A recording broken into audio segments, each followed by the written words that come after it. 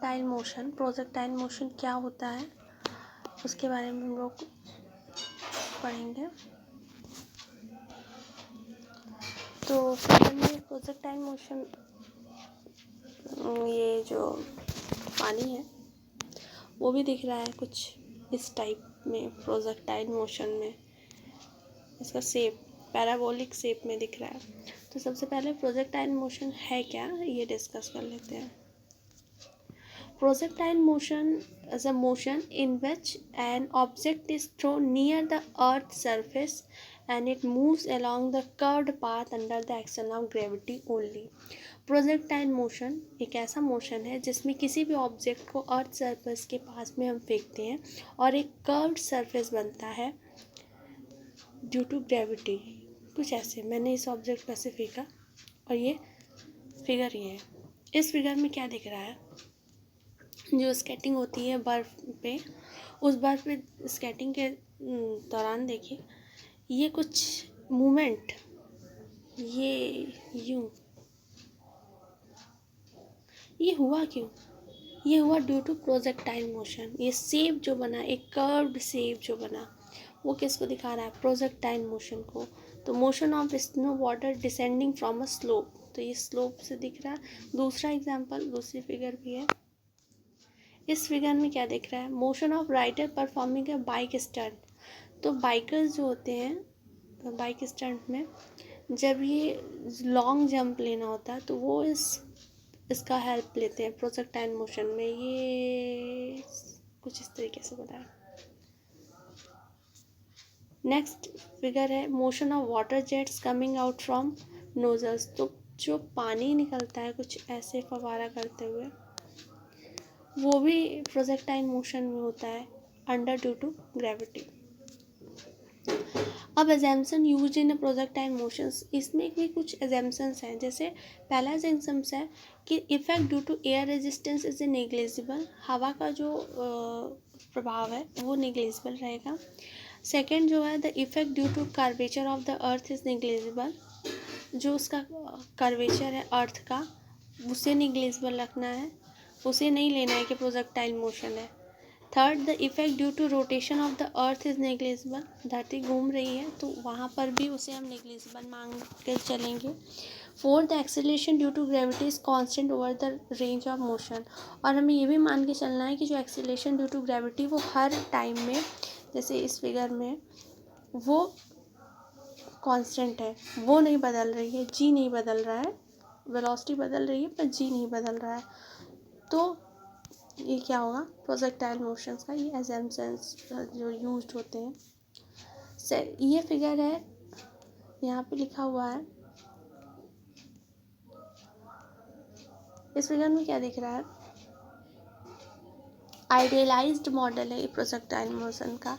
जब footballer kick करता है तो उस केस में कुछ इस तरीके का होता है ना, यहाँ से मारा और बॉल यहाँ आई, फिर उसके बाद जंप हुआ, तो ये यहाँ से यहाँ तक जो उसकी मैक्सिमम डिस्टेंस है उसे हम बोलते हैं हाइट।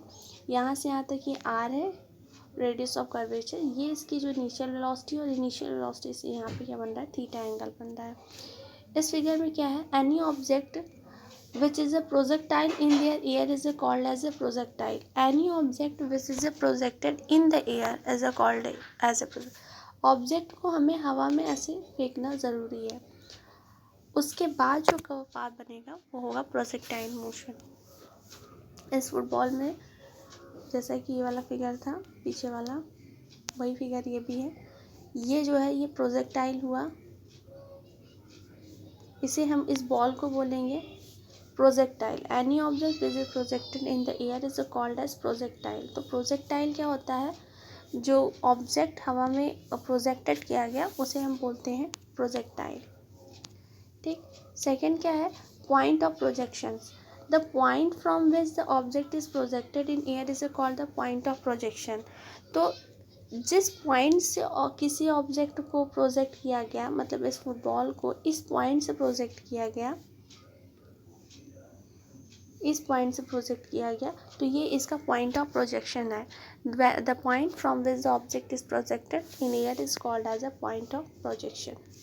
फिर है ट्रैजेक्टरी इसी प्रोजेक्शन में पहला क्या था, प्रोजेक्शन, दूसरा पॉइंट ऑफ प्रोजेक्शन, थर्ड क्या है, ट्रेजेक्टरी।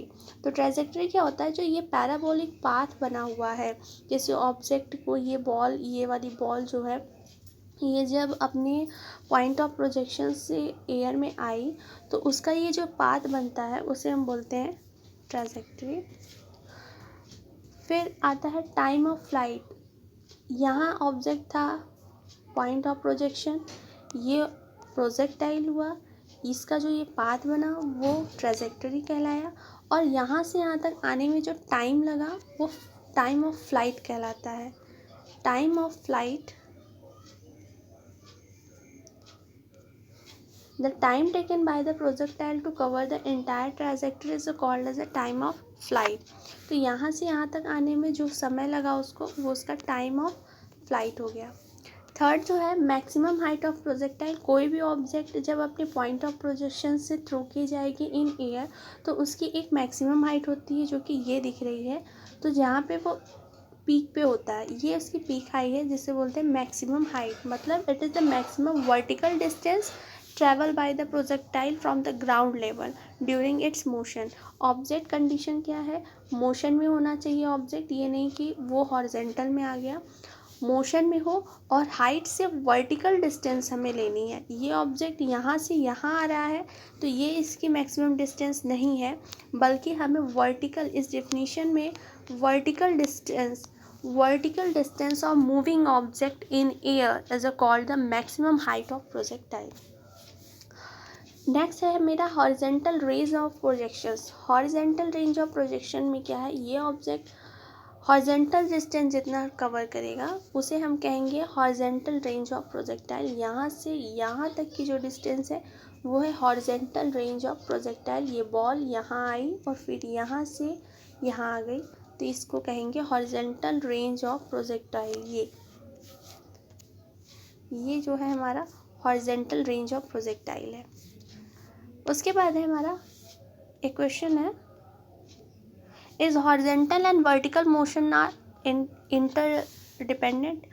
किसी भी ऑब्जेक्ट को वर्टिकली मोशन हो रहा है, कोई ऑब्जेक्ट हॉरिजेंटली मोशन हो रहा है, तो उस केस में क्या वो एक दूसरे पर इंटरडिपेंड होते हैं या नहीं होते हैं। फिगर कुछ दिख रहा है कि ये बॉल है और ये बॉल इस डायरेक्शन में कुछ आ रही है और ये बॉल सीधे ऐसे आ रही है।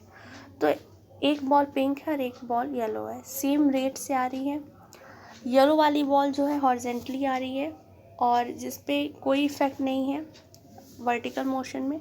इसका मतलब ये हुआ कि जो हॉरिजेंटल और वर्टिकल मोशंस हैं वो एक दूसरे पे इंडिपेंडेंट है, किसी का प्रभाव किसी पर नहीं पड़ता है, दोनों एक ही रेट से। जो येलो बॉल है हॉरिजेंटल आई वो भी उसी टाइम वहाँ पहुँची, और जो हमारी पिंक बॉल है वो भी वर्टिकल मोशन में आई, वो भी एक ही उसी जगह पे उसी टाइम पे पहुंची, तो एक ही रेट से चल रही थी। इससे ये प्रूफ होता है कि जो हमारा हॉरिजेंटल और वर्टिकल मोशंस है वो एक दूसरे पे इंटरडिपेंड है। अब हम प्रोजेक्टाइल मोशन का एनालिसिस करेंगे। एनालिसिस में क्या देख रहे हैं कि हम जब भी किसी बॉल को, हम बॉल को एक एग्जांपल के तौर पे ले रहे हैं, जब भी हम किसी बॉल को किक करते हैं तो बॉल की कुछ अलग अलग डिफरेंट पोजीशंस बनती हैं। जो ये इसकी एक पहली पोजीशन है जो फुटबॉलर यहाँ पे रखता है, उसके बाद वो बॉल किक करता है तो बॉल सेकेंड पोजीशन यहाँ पे आती है। फिर नेक्स्ट वो अपने एक मैक्सिमम हाइट वर्टिकल हाइट पे पहुँचती है जिसे मैक्सिमम हाइट कहा जाता है। उसके बाद बॉल फिर धीरे धीरे डिक्रीज होने लगती है फोर्थ लेवल में, और एट लिस्ट वो अपने इनिशियल पोजीशन पे वापस पहुँच जाती है। तो एक बॉल के मोशन का डायग्राम कुछ इस तरीके से बन रहा है जो कि कर्व पाथ बन रहा है, इसलिए एक प्रोजेक्टाइल मोशन का एग्जाम्पल हुआ। यहाँ पे हम जो प्रोजेक्टाइल मोशन को अब उन्हीं पांचों फ्रेम्स को अलग अलग 5 भागों में डिवाइड करके हम उसको स्टडी करेंगे। हम देख रहे हैं कि जब बॉल हमारी इस जगह पे थी, जब हमारी बॉल इस जगह पे थी तो क्या हो रहा था। तो उसके लिए हमारा जो फ्रेम है वो ये बनता है कि एक एक्स एक्सिस है और एक हमारा वाई एक्सिस, ये एक्स एक्सिस है, ये हमारा वाई एक्सिस है।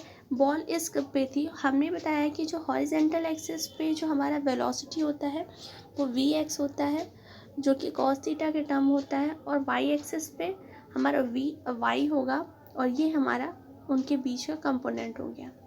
ये वर्टिकल मोशन है, बॉल ऐसे जाएगी, और ये हमारा हॉरिजेंटल मोशन है, या तो बॉल ऐसे जाती है, तो हमने बॉल को किक किया तो बॉल ऐसे जाएगी। तो vertical motion plus horizontal motion is equal to projectile motion. Vertical motion और हॉरिजेंटल मोशन दोनों जब मिलते हैं तो बनता है हमारा प्रोजेक्टाइल मोशन। ठीक है, सिर्फ एक मोशन नहीं कि बॉल ऐसे गिरा दी हमने, वो मोशन हो जाएगी projectile, not, this is the linear motion, straight line motions. लेकिन जब हमारा किसी मोशन में वर्टिकल और हॉरिजेंटल दोनों तरह का मोशन आ जाता है तो वो प्रोजेक्टाइल मोशन बन जाता है। सेकेंड फ्रेम में क्या है, सेकेंड फ्रेम में बॉल कुछ यहाँ पहुँचती है, और हमारा जो वर्टिकल मोशन है वो थोड़ा सा लेवल ऊपर आ जाता है, और हॉरिजेंटल मोशन का भी लेवल जो यहाँ से हम देखते हैं तो वो भी क्या होगा, कुछ यहाँ पे बनता है। अगर हम दोनों फिगर को अलग अलग करके देखें तो यहाँ पे इस पॉइंट पे ये बन रहा है, तो यहाँ पे भी क्या है, प्रोजेक्टाइल मोशन है इस फिगर में जो हमारा है, तो यहाँ पे भी हम इसे कहेंगे ये प्रोजेक्टाइल मोशन में ही है। ठीक, फ्रेम सेकेंड में भी। फिर हमारा आता है थर्ड फ्रेम में बॉल अपने मैक्सिमम हाइट में पहुंच जाती है। मैक्सिमम हाइट में वर्टिकल मोशन यहाँ पे इंडिकेट किए हमने, हॉरिजेंटल मोशन में वो यहाँ पे इंडिकेट होने वाली है, ये देखिए यहाँ पे ऐसे इंडिकेट होगी, तो ये हॉरिजेंटल का हो गया जो कि ये रिप्रेजेंटेड है, और ये हो गया हमारा वर्टिकल मोशन का। तो v2y एंड द v2x, यहाँ पर भी हमारा प्रोजेक्टाइल मोशन है। ठीक, फिर हमारा फ्रेम 4 आएगा जहाँ पे बॉल यहाँ पहुँचती है, और वहाँ पे पहुँचने पर हम ये देख रहे हैं कि बॉल अपने सेकंड वाले फ्रेम के पोजीशन पे वापस जा रही है, जो कि vertical motion plus horizontal motion अभी भी इसमें चालू है, यहाँ और यहाँ की पोजीशन, तो इस वजह से प्रोजेक्टाइल मोशन होगी। फिर हम फ्रेम 5 में चलते हैं जिसमें बॉल अपने वापस ग्राउंड में पहुंच जाती है अंडर ड्यू टू ग्रेविटी। लेकिन यहाँ पे जो हमारा कंपोनेंट ब्रेक हो रहा है, इस हर जगह एक कंपोनेंट जो ब्रेक हो रहा था वो देखने लायक है। पहले फ्रेम में कंपोनेंट कुछ इस तरीके से ब्रेक हुआ है, ये vy एंड ये vx है, और ये vi है। दूसरे वाले में कंपोनेंट कुछ इस तरीके से ब्रेक हुआ है, अगर देखा जाए तो,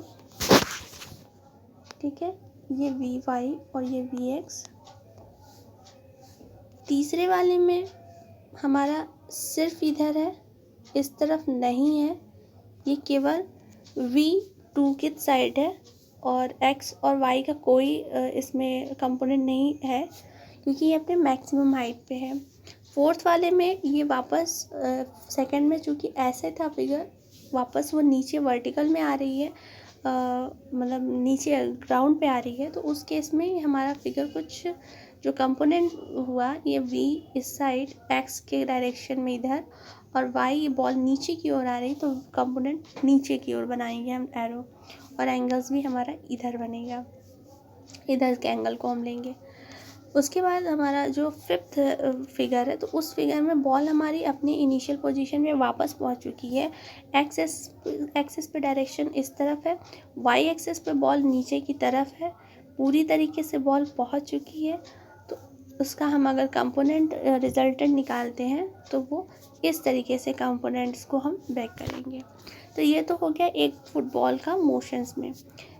आगे हम देखते हैं जो प्रोजेक्टाइल मोशंस को एक पूरे ग्राफ के अंदर हम देखते हैं, तो हम इस फिगर में साफ साफ दिखाई दे रहा है कि जो हमारा ओरिजिन है, यहाँ पे ये इस तरीके का ग्राफ बना, कुछ इस तरीके का, यहाँ पे ग्राफ ऐसे बन रहा है, यहाँ पे जो हमारी v2 और v2x है वो दोनों बराबर हैं। ग्रेविटी -g लिखी हुई है, क्यों, क्योंकि वो नीचे की ओर है। यहाँ पे कंपोनेंट, इस कंपोनेंट का अपोजिट दिख रहा है, और ये वाले कंपोनेंट का अपोजिट यहाँ पे दिख रहा है।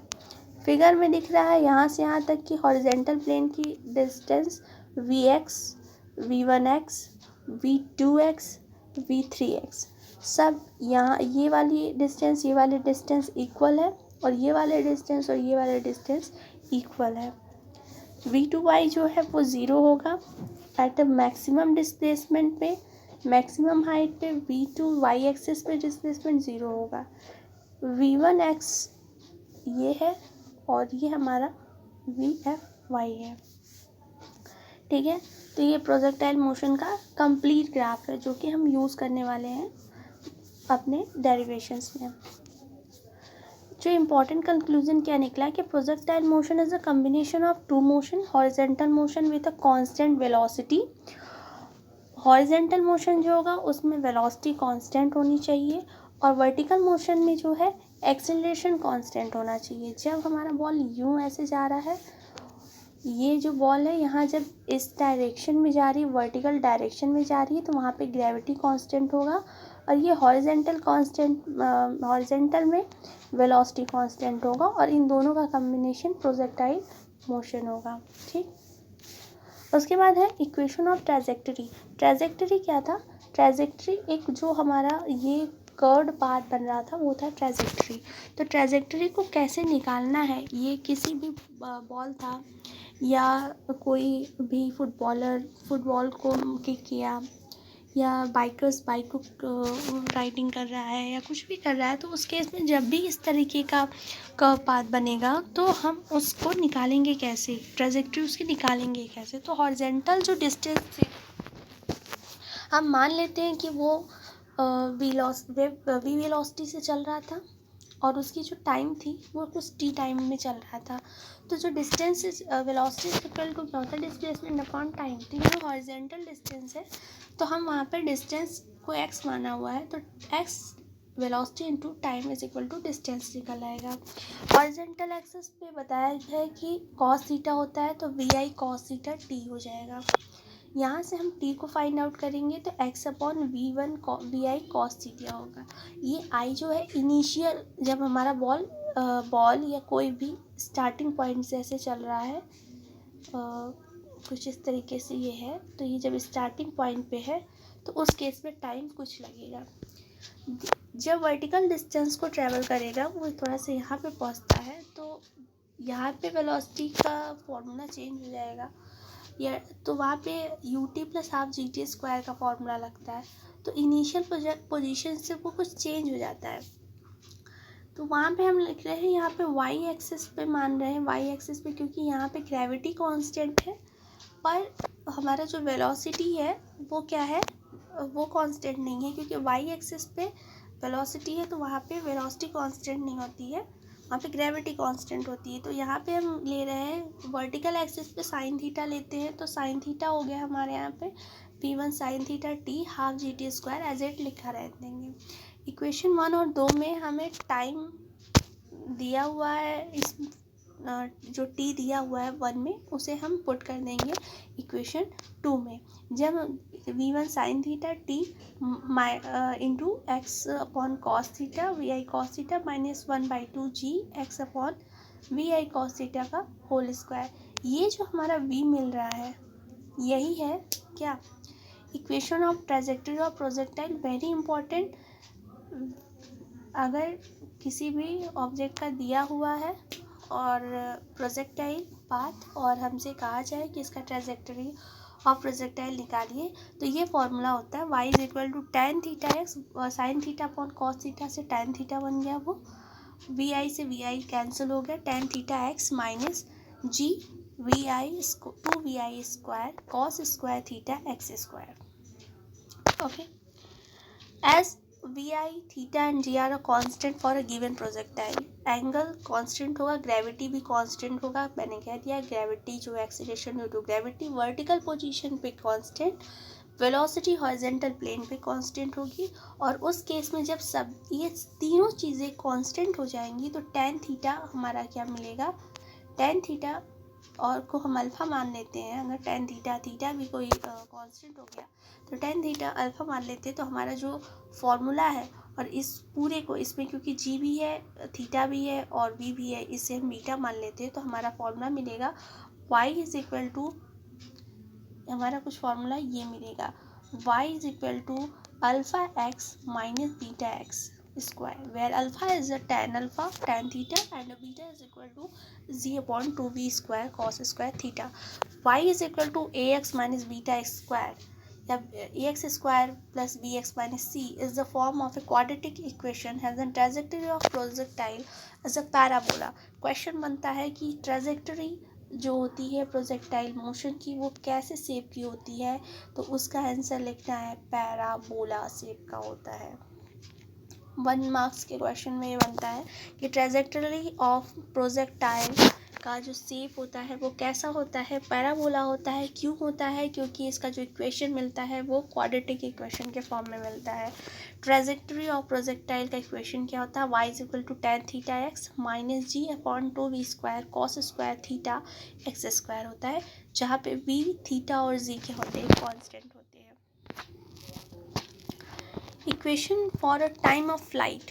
अब हम टाइम को कैसे निकालना है ये देखते हैं। जो वर्टिकल डिस्टेंस ट्रैवल कर रहा है प्रोजेक्टाइल वो t करेगा टाइम ऑफ फ्लाइट, तो इनिशियल पोजीशन पे तो टाइम होगा नहीं। जब ऑब्जेक्ट कुछ इस तरीके से था, यहाँ पे पहुँचता है, यहाँ पे है तो नहीं, यहाँ पे जब पहुँचता है तो वहाँ से टाइम स्टार्ट होगा। और वहाँ के लिए मैंने इक्वेशन इस पर क्या लिया था, x is equal to vt minus half gt square लिया था। तो वैसे यहाँ पे भी हम लेंगे y is equal to v1t minus half gt square. कुछ इनिशियल पोजीशन से थोड़ा सा ऊपर गया तो वहाँ पे ये इक्वेशन लिया। वहाँ पे हमें पता है कि क्या होगा कि फॉर एंटायर मोशन के लिए t को हम कैपिटल T मान लेते हैं और y को हम क्या मान लेते हैं, 0 मान लेते हैं। ठीक है, डिस्प्लेसमेंट हो नहीं रहा है क्योंकि ऊपर की ओर है, ऐसे ऑब्जेक्ट ऐसे यहाँ मूव कर रहा है, तो मूव तो करेगा ही, समय लेगा ही। तो वहाँ पे हम y को 0 मान लेते हैं, कोई डिस्प्लेसमेंट हो। वर्टिकल रिस्पेक्ट में साइन थीटा लिया जाता है, तो y sign theta t minus half gt square. Half gt square को हम इस तरफ कर लेते हैं y1 साइन थीटा t। तो t हमारा क्या था, टाइम था, तो t को हम निकालते हैं, time is equal to 2v sine theta upon g। तो equation of time of flight का जो फॉर्मूला है वो होता है t is equal to 2v sine theta upon g। यानी हम y एक्सिस पे जो है लेते हैं, वहाँ की जो भी वेलोसिटी होगी उस पर ग्रेविटी से एंगल के साथ लेते हुए, एंगल के साथ वेलोसिटी का प्रोडक्ट और प्लस और ग्रेविटी के साथ डिवीज़न करने पे जो भी वैल्यू आएगी वो हमारा फ्लाइट ऑफ टाइम होगा। तो इस इक्वेशन को बोलते हैं time of flight. For symmetrical parabolic path time of ascent is equal to time of descent. तो जितना इस ये जो फिगर थी, इस फिगर में दिख रहा है साफ साफ कि ऑब्जेक्ट जितना यहाँ पे पहुँचता है इस पोजीशन के बाद फिर वही चीज़ें क्या होती है, रिपीटेड हो जाती है। तो टाइम ऑफ एशियन मतलब चढ़ने में जितना टाइम लगेगा उतना जो है उतरने में टाइम लगेगा। तो जो T A Asian and T D दोनों बराबर होंगे तो t/2 हो जाएगा, उसका हाफ हो जाएगा। तो यहाँ पे ये भी हाफ हो जाएगा। अगर एशियन का केवल निकालना है तो v साइन थीटा अपॉन जी यूज़ करेंगे, अगर डिसेंट का निकालना है तो v साइन थीटा अपॉन जी करेंगे, अगर पूरा टाइम ऑफ फ्लाइट निकालनी है तो 2v साइन थीटा अपॉन जी करेंगे। ठीक है,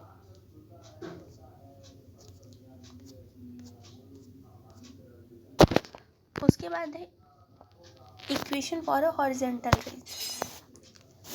equation for a horizontal range को कैसे निकालना है, ट्रेजेक्टरी जो प्रोजेक्टाइल का है मिला था, हमारा फॉर्मूला था, वो ट्रेजेक्टरी का फॉर्मूला ये था, y is equal to tan theta x minus g 2v square cos square theta x square. ये हमारा फॉर्मूला था किसका, ट्रेजेक्टरी ऑफ प्रोजेक्टाइल का।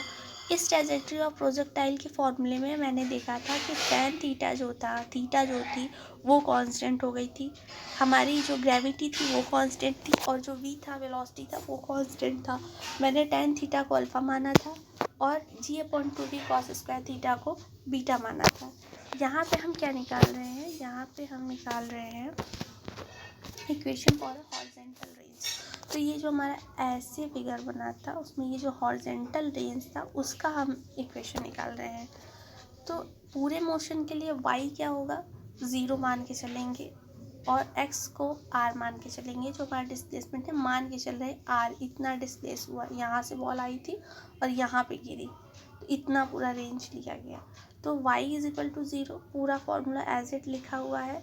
हम इसको इस वाले को इस तरफ ले लेंगे, इक्वेशन को इक्वल के, और इसको इसके तरफ। इसमें r इंटू आर इस तरफ लिखा हुआ है, g/2v² cos square theta into R is equal to sine theta upon cos theta. ये से ये आर कैंसिल हो गया।